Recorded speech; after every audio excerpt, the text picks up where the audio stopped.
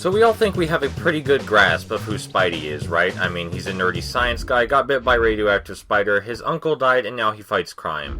But when you really think about it, who is Spider-Man? Well, it would be easy to cop out and say he's Peter Parker, but that's not even exactly true anymore.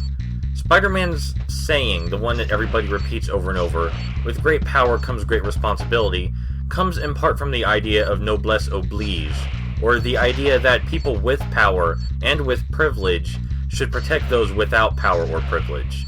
But Spider-Man goes a little bit deeper than that. When Spider-Man lost Uncle Ben, he realized he had been misusing his powers.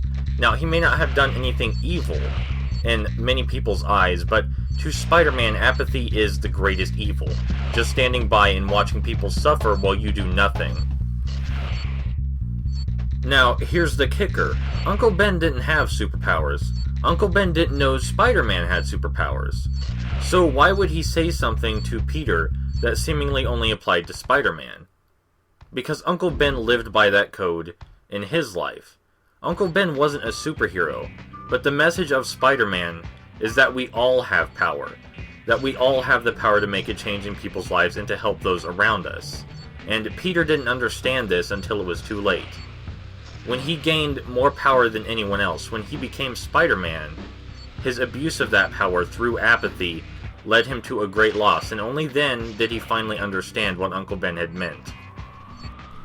Up until that point, Spider-Man didn't really mean anything to Peter. Spider-Man was just a goofy name for his costume and powers.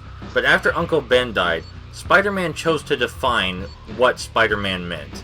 And what it means goes beyond his powers.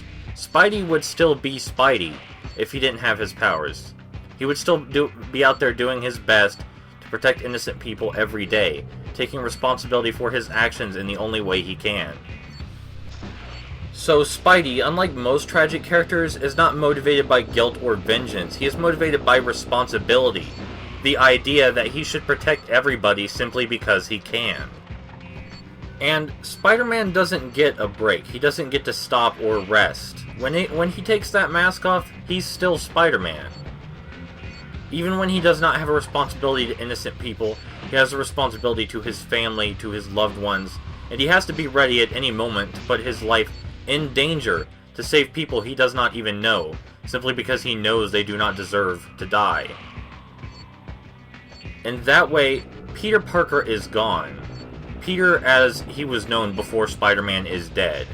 And now Peter is always Spider-Man. And we still have to remember that although he may wear a goofy red and blue costume and have superpowers, Spidey is still a human being. And what he does on a daily basis pushes him to his absolute limits. He is determined to leave this world better than how he got here, through what Uncle Ben has taught him. And because of this, because of who Spider-Man is and what he stands for, he has been able to inspire artists and just people in general for decades, and hopefully he will continue to do so long after I'm gone.